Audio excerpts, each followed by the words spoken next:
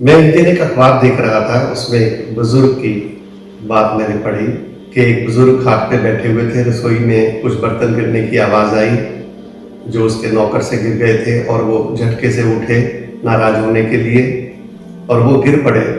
उनकी कमर में थोड़ा चोट लग गई।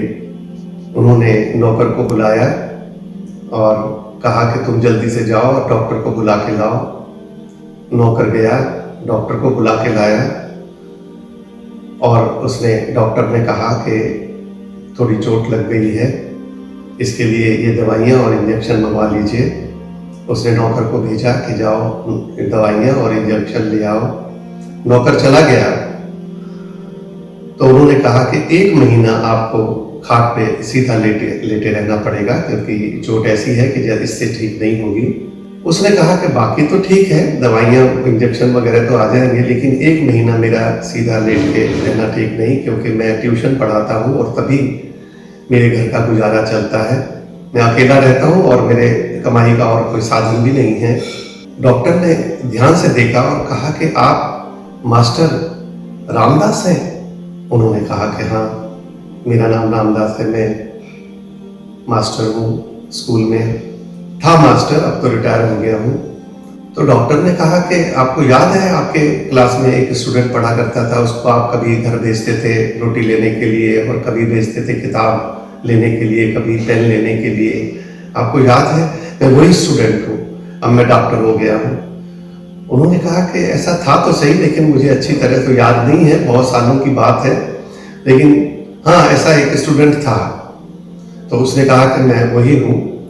लेकिन एक बात पूछी थी मास्टर जी कि आपके पढ़ाए हुए बच्चे कोई डॉक्टर बन गया, कोई कलेक्टर बन गया, कोई बहुत बड़ी पोस्ट पर लग गए सब के सब, और आपका तो परिवार भरा पूरा था, आप अकेले कैसे रह गए? क्या ऐसा हादसा हुआ जिसकी वजह से आप अकेले रह गए?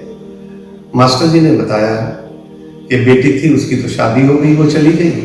मेरा बेटा था, बहू थी, लेकिन मैं मास्टर था इसलिए मुझे स्कूल में हर बच्चे में कोई ना कोई गलती नजर आती थी कि तुम्हारी कमीज क्यों गंदी है और तुम्हारे सेंटेंस ठीक नहीं है, तुम्हारा प्रोनाउंसिएशन ठीक नहीं है, ऐसे ही।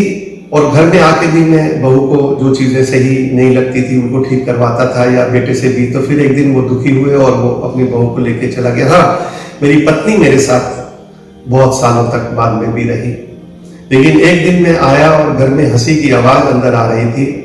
मैं दरवाजे पे रुका और कान लगा के सुना तो उसकी बहुत पुरानी सहेली से मेरी पत्नी कह रही थी कि कुत्ता और पति अगर घर में हो तो जल्दी से कोई बाहर से अंदर नहीं आता है। ये सुनकर मेरे को नाराजगी हो गई और मेरे दरवाजा खटखटाया, और उसके बाद मैंने जो महाभारत शुरू की, एक दिन वो भी अपना सामान लेके अपने बेटे के पास चली गई और मैं अकेला रह गया।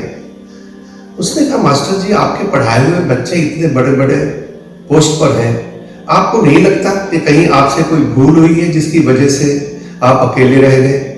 कहीं ऐसा तो नहीं कि वहां मास्टर थे और घर में भी मास्टर बन के और आपने सबकी गलतियां निकालनी शुरू की जैसे बच्चों के साथ निकालते थे, इसलिए आप अकेले रह गए? आपको नहीं लगता कि आपके कुछ कर्मों की वजह से ही आप अकेले रह गए?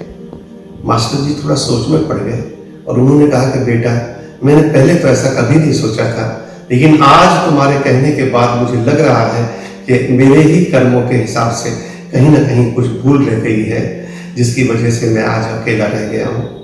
इसी तरह लोग अपनी गलतियां नहीं समझते हैं और जहां कुछ बाहर जैसे वो व्यापार करते हैं उसको लाके घर में व्यवहार करते हैं और घर के ताल्लुकात उनके बिगड़ जाते हैं और वो अकेले रह जाते हैं।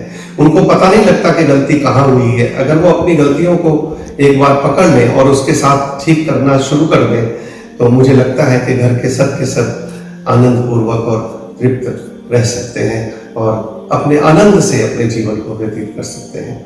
धन्यवाद।